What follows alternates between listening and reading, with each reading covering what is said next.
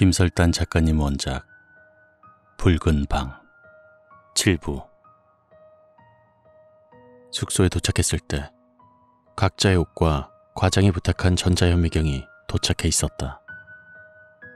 혜주와 과장은 옷도 갈아입지 않은 채 현미경에 매달렸다. 부검팀장과 보건부 관리는 지쳤는지 숙소에 들어가자마자 잠들어 버렸다.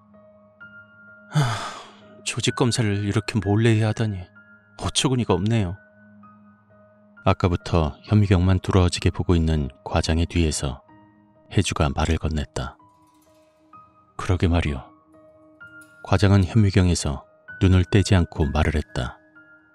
방부 처리를 하지 않았더니 이 조직이 많이 상해버렸어요. 제대로 분석을 할 수가 없겠는걸. 과장은 현미경에서 눈을 떼더니 혜주에게 현미경 쪽으로 손짓을 했다. 혜주씨도 한번 봐요.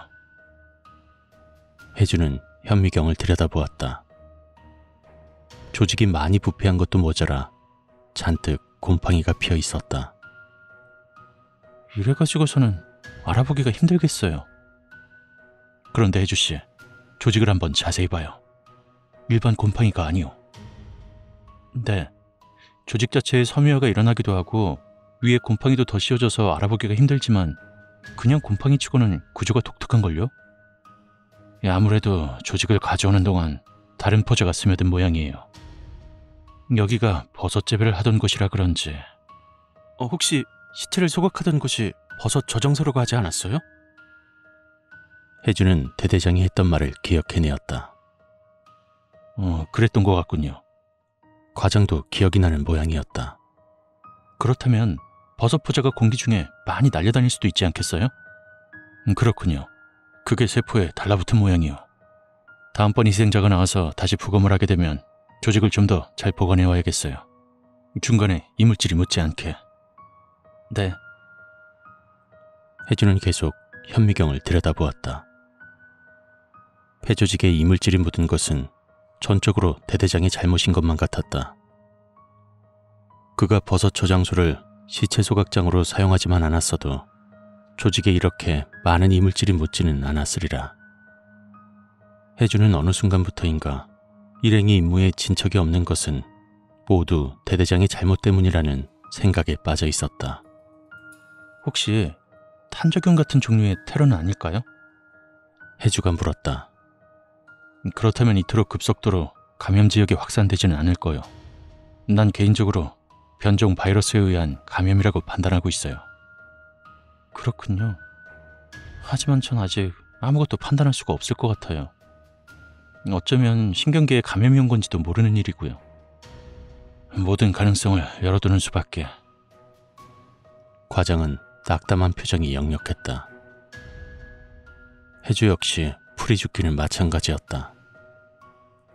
전자현미경이 도착하면 일말의 실마리를 잡을 수 있을 것이라는 기대가 무너져버린 까닭이었다.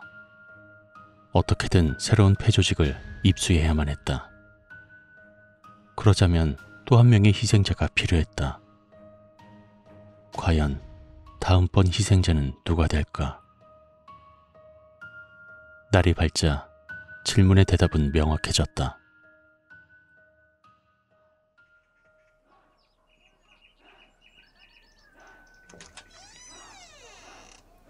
아침 공기에 쌀쌀함을 느끼면서 혜주는 방문을 열었다. 너무 지쳐서 옷을 그대로 입고 자는 바람에 아직 어제 입은 옷을 그대로 입고 있었다. 수도가에서는 보건부 관리와 부검팀장이 세수를 하고 있었다. 과장은 보이지 않았다. 과장님! 혜주는 과장의 방문을 노크했다. 아무 소리도 들리지 않았다. 과장님! 아직 안 일어나셨어요? 혜주는 다시 한번 두드렸지만 역시 아무 소리도 없었다. 혜주는 본능적으로 불길한 예감을 느꼈다. 혜주는 문을 부술 듯 세게 두드렸다. 과장님! 과장을 부르는 혜주의 눈에서 눈물이 흘렀다. 보건부 관리와 부검팀장이 혜주에게로 다가왔다. 그들도 이미 사태를 짐작한 표정이었다. 보건부 관리는 해주의 팔을 잡고 해주를 말렸다. 해주씨 진정해요. 사람을 부를게요. 과장님! 안 돼요, 과장님! 해주는 거의 정신이 나간 듯 보건부 관리의 팔을 뿌리치며 문을 두드렸다. 부검팀장은 길 입구를 지키고 있던 보초에게 달려가 사실을 알렸다. 둘은 부검팀장을 따라 과장의 방 쪽으로 걸어왔다. 보초 한 명이 검은 군홧발로 과장의 방문을 걷어차자 문이 벌컥 열렸다.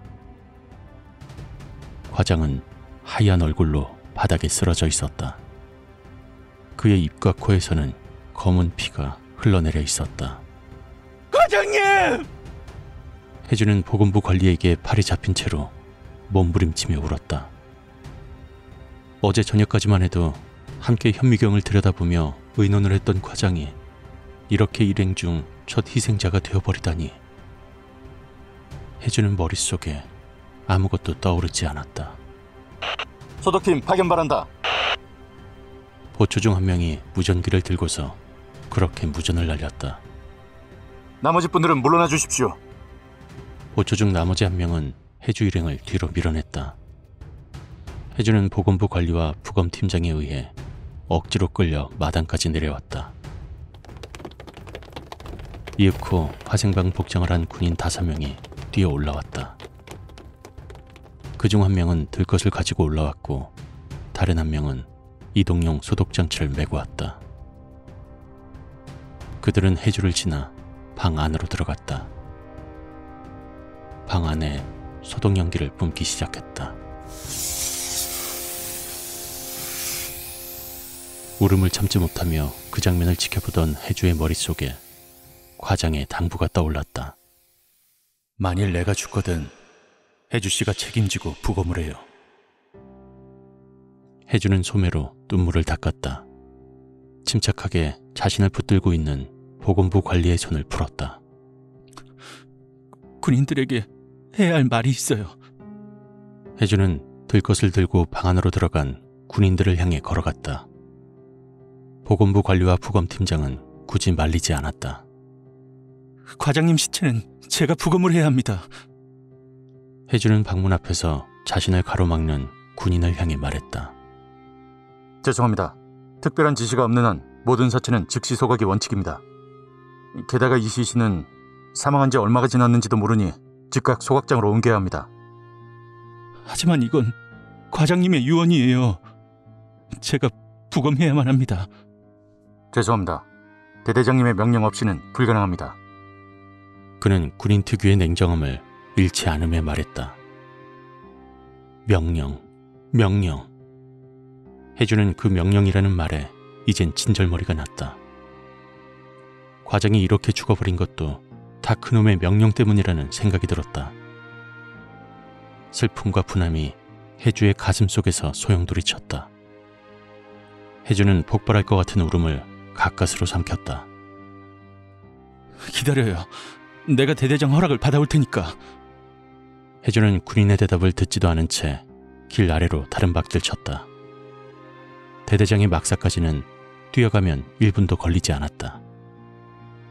뛰어가는 해주의 뺨에는 또다시 눈물이 흘렀지만 얼른 소매로 닦아버렸다. 대대장의 앞에서 눈물을 보이고 싶지 않았다. 할 수만 있다면 대대장의 멱살을 잡고 과장님이 돌아가신 것은 모두 당신 때문이야 라고 소리치고 싶었지만 그래서는 안 되었다. 그렇게 되면 대대장에게 지는 거니까. 대대장을 이기려면 대대장보다 더 냉철해야 했다. 대대장의 막사 앞에는 어제 본 병사와는 다른 병사가 보초를 서고 있었다. 해주는 보초를 아랑곳하지 않고 막사 안으로 뛰어 들어가려고 했다. 하지만 건장한 병사의 팔이 해주를 막아섰다. 무슨 일이십니까? 그는 강한 팔힘으로 해주를 밀어내듯 막아서며 물었다. 대대장님께 드릴 말씀이 있어요. 급한 일이에요. 해주는 흥분을 가라앉히며 말했다. 최대한 냉철한 척 한다고는 했지만 목소리가 떨리는 것은 어쩔 수 없었다. 기다리십시오. 사병은 달갑지 않은 표정으로 해주를 쳐다보고는 몸을 돌려 막사 안으로 들어섰다. 충성! 대대장님, 붉은 손 5... 사병의 말이 끝나기도 전에 해주는 벌컥 안으로 들어섰다. 1초도 지체하기 싫었다. 중령님, 드릴 말씀이 있어요. 과장님께서 돌아가셨어요. 대대장은 기분이 상한 표정으로 해주를 쳐다보았다. 사병은 막무가내로 들이닥친 해주를 난감한 표정으로 쳐다보았다. 알고 있어. 방금 무전을 들었어. 그래서 어쨌다는 거요? 대대장은 과장의 죽음조차 아무렇지 않은 일인 양 대꾸했다. 과장님께서 어제 저녁에 제게 부탁하셨어요. 과장님께서 먼저 돌아가시게 되면 과장님의 시신을 저도로 직접 부검해달라고 하셨어요. 그래요? 네, 시신을 소각하지 말라고 명령해 주세요. 알겠어. 그런 거라면 무전으로 연락을 해놓을 테니 걱정 마시오. 단 2시간 안에 부검을 마치시오. 알겠어요. 그럼... 해주는 출구 쪽으로 몸을 돌렸다. 해주가 막사를 빠져나가려는 순간 등 뒤에서 대대장의 목소리가 들렸다. 잠깐! 네? 해주는 고개를 돌려 대대장을 쳐다보았다. 이봐, 젊은 아가씨. 여자라 군대를 다녀오질 않아서 그런지 아직 군대에 대해서 잘 모르는 것 같은데 말이야. 군대에는 절차와 규율이란 게 있는 법이요. 내 숙소에 들어올 일이 있으면 먼저 보초를 거쳐야 하는 거요. 알겠소? 네, 알겠습니다. 해주는 대대장의 말투가 못마땅했지만 공손히 대답했다. 지금은 한시라도 빨리 과장의 유언을 실행하는 것이 우선이었다. 내가 들어오라고 해야 들어오는 거고 내가 나가라고 해야 나가는 거요. 알겠소? 네. 그럼 가보시오. 네. 해주는 몸을 돌려 막사를 빠져나왔다. 사병은 잔뜩 화가 난 표정으로 보초를 서고 있었다. 해주는 미안한 마음이 들었다. 미안해요. 마음대로 들어가서. 괜찮습니다. 사병은 전혀 괜찮지 않은 표정으로 대답했다. 해주는 왔던 길로 다시 걸음을 옮겼다. 야, 이 새끼야! 너 들어와! 해주가 막사에서 몇 걸음쯤 벗어났을 때 뒤쪽에서 대대장의 고함 소리가 들려왔다. 뒤를 돌아보니 사병이 잔뜩 굳은 표정으로 안으로 들어가고 있었다. 야, 이 미친 새끼야! 너 보초를 어떻게 사는 거야? 현영이 칼이라도 들고 들어왔으면 난 죽었어! 너 이 새끼 무슨 일을 그따위로 해? 여자 하나를 막지 못하고! 너 보초도 하나 제대로 못 사? 해주는 대대장의 고함 소리를 들으면서 자신이 사병에게 몹쓸 짓을 했다는 생각이 들었다. 마음 같아서는 돌아가서 대신 사과라도 하고 싶었지만 시간이 별로 없었다.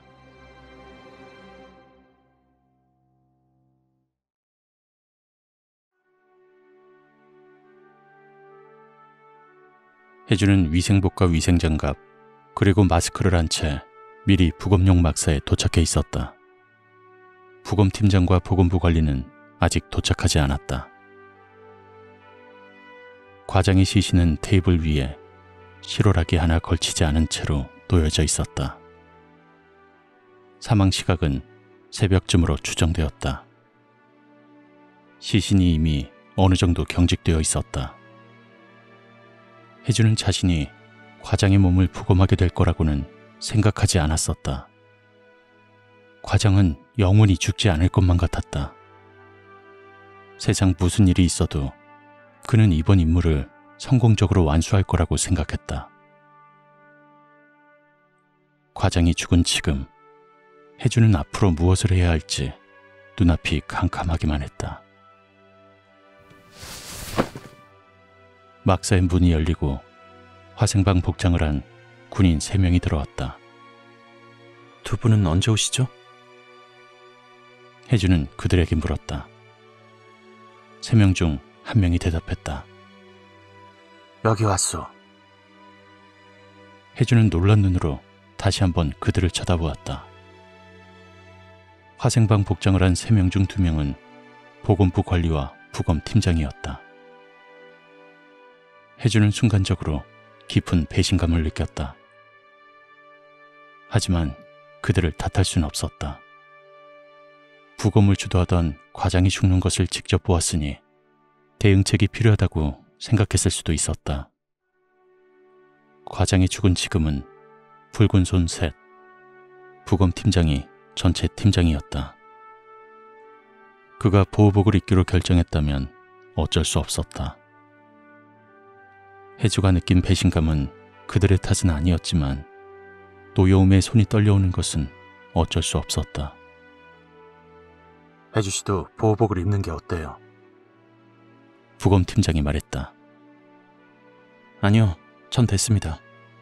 두 분께서는 몸 움직이시기 불편하실 테니 집도는 제가 하죠. 부검 팀장과 보건부 관리는 별말 없이 혜주의 곁으로 와서 섰다. 셋은 고인이 된 과장을 위해 잠시 묵념을 했다. 눈을 뜬 혜주는 심호흡을 한번 크게 한 후 옆에 놓인 메스를 들었다. 혜주는 과장의 쇄골 가운데 메스를 찔러 넣었다. 사망한 지 어느 정도 시간이 지났기 때문에 지난번 부검 때처럼 혈액이 스미어 나오지는 않았다.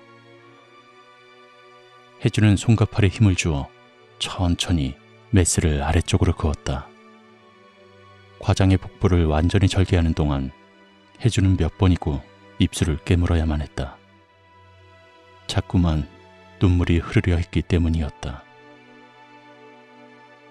과장도 몸이 갈기갈기 찢어진 채 소각장으로 가게 되겠지. 과장의 가족들에게는 뭐라고 설명을 해야 할까? 혜주는 과장의 부인을 떠올렸다. 평범하고 조용조용한 여자였다. 과장이 지닌 명성과 지위에도 불구하고 전혀 거만한 모습을 보이지 않던 현명한 여인이었다. 과장의 부인도 과장의 이러한 비밀을 알고 있지는 않으리라. 혜주는 자신이 언제가 될지는 몰라도 이 모든 사실을 그녀에게 말해야 한다고 생각했다. 물론 당장은 그녀에게도 어느 누구에게도 이곳에서 벌어진 일을 설명할 수는 없을 것이다. 그러나 오랜 시간이 흘러 그녀도 혜주도 충분히 늙었을 때, 그때가 오면 그녀에게 이 모든 사실을 말해 주어야만 한다고 혜주는 다짐했다. 그녀는 이 모든 것을 알 권리가 있으니까. 그때가 왔을 때 자신이 과장의 몸을 갈갈이 찢은 사실을 과장의 부인이 용서해 주었으면 좋겠다고 혜주는 생각했다. 과장의 두개골은 부검 팀장이 절개했다. 전기톱은 전과 다름없이 굉음을 내며 돌아갔다. 그 사이 혜주는 과장의 폐에서 떼어낸 조직을 한쪽 구석에 마련된 현미경으로 관찰했다. 지난번엔 과장과 혜주가 함께 관찰했다면 이제는 과장의 것을 혜주가 관찰하고 있는 셈이었다. 혜주는 현미경을 들여다보는 자신의 눈앞이 자꾸 흐려짐을 느꼈다. 조직에는 잔뜩 섬유화가 일어나 있었다. 이상했다. 폐우열에 수반되는 일반적인 폐조직의 섬유화보다 훨씬 진척되어 있었다. 과장이 사망한 시각을 아무리 이르게 추산한다고 해도 전혀 들어맞지 않았다. 혜주는 과장의 폐조직을 슬쩍 위생장갑에 손목에 넣었다. 과장의 전자현미경이 필요했다. 그날 밤 혜주는 전자현미경을 뚫어져라 쳐다보고 있었다. 혜주의 옆에는 부검 팀장이 서 있었다. 과장의 죽음 이후 기존 숙소는 폐쇄되었다. 혜주 일행은 모두 뿔뿔이 흩어져 숙소를 배정받았다. 과장의 전자현미경은 자연스레 혜주의 차지였다. 부검 팀장도 보건부 관리도 그것을 가져가려 하지 않았다. 서로 떨어진 곳으로 숙소가 재조정됨에 따라 서로의 숙소로 오가는 것이 용이하지는 않았지만 혜주는 의논할 일이 있다는 핑계로 억지로 부검 팀장을 자신의 방으로 불렀다. 과장이 죽은 마당이니 이제부터 리더는 부검 팀장이었다. 모든 것을 터놓고 상의할 사람은 부검 팀장 뿐인 것 같았다. 혜주는 혼자서 무엇을 해야 할지 난감하기도 했다. 도저히 알 수가 없어요. 폐에는 곰팡이 같은 것만 잔뜩 피어버렸고. 혜주는 현미경을 들여다보며 혼자 중얼거렸다. 부검 팀장은 팔짱을 끼고 서서는 혜주와 혜주의 방을 쭉 둘러보는 중이었다. 이런 식으로 조직을 몰래 떼어와서 지금까지 관찰을 해왔군요. 전 까맣게 몰랐어요. 어쩔 수 없었어요. 그놈의 대대장 명령 때문에 조직을 따로 보관할 수가 없으니까. 혜주는 현미경에서 눈을 뗐다. 부검 팀장에게 현미경을 가리키며 말했다. 한번 보세요. 그래요. 한번 봅시다. 부검 팀장은 약간 머뭇거리며 현미경 쪽으로 몸을 기울였다. 죽은 과장의 유품이라 꺼림칙한 모양이었다. 그는 현미경에 얼굴이 닿지 않게 약간 거리를 두고 현미경을 들여다보았다. 이 조직에 이물질이 묻어버린 모양인데요. 처음엔 그렇게 생각했어요. 하지만 아까 부검실에서 조직을 막 떼어냈을 때도 상태가 비슷했거든요. 도대체 왜 이런 건지 알 수가 없어요. 네. 부검 팀장은 현미경에서 눈을 뗐다. 원인이 뭘까요? 공기로 전염되는 걸까요? 아니면 신체 접촉? 혜주가 부검 팀장의 의견을 물었다. 글쎄요. 나도 잘 모르겠어. 아무것도 종잡을 수가 없군요. 아랫마을에서는 벌써 2명의 희생자가 더 발생했대요. 이대로 나가다가는 조만간에 아랫마을 주민들도 모두 사망하고 말 거라고요. 한시라도 빨리 해결책을 찾아내지 않으면 안 돼요. 나도 잘 알고 있어요. 과장님이 돌아가셨으니 이젠 당신이 팀장이잖아요. 전 과장님만 믿고 여기까지 따라왔는데 사실 지금 많이 혼란스러워요. 무슨 말을 하고 싶은 건지 잘 알고 있어. 나도 최선을 다할 거요. 혜주 씨도 최선을 다해줘요. 되든 안 되든 우리 함께 끝까지 해봅시다. 혜주는 부검팀장의 말에 위안을 느꼈다. 아침에 부검팀장과 보건부 관리가 부검실에 보호복을 입고 나타났을 때만 해도 둘에게 배신감과 절망을 느꼈던 혜주였다. 보건부 관리는 아니라도 부검팀장은 뭔가 강단이 있어 보였기에 더욱 서운함을 느꼈던 것도 사실이었다. 부검팀장이 돌아가고 나서 혜주는 잠자리에 들었다. 과장이 죽고 상황은 더욱 최악으로 치달았지만 부검팀장의 마지막 말을 상기하면서 안정을 되찾았다. 그래, 끝까지 해보자. 어떻게든 이 역경을 이겨내야 돼. 혜주는 굳게 마음먹었다. 마음 한구석에서 자신감이 솟아오르는 기분이 들기도 했다. 그날 밤 혜주는 아버지를 수술하는 꿈을 또다시 꾸었다. 늘 그렇듯 손에 붉은 피를 잔뜩 묻힌 채 땀을 뻘뻘 흘리며 수술했지만 이번엔 실패였다.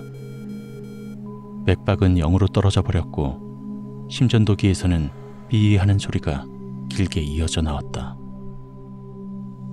그 소리를 들으며 혜주가 망연자실해 있을 때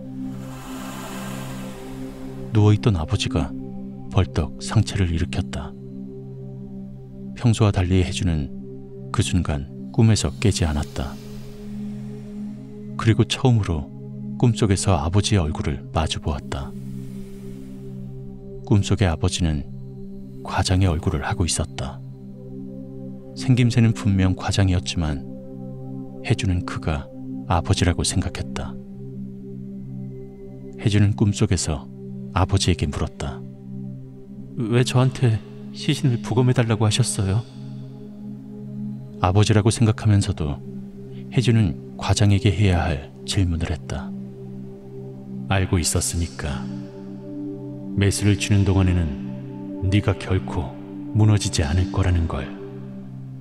아버지는 짧게 답했다.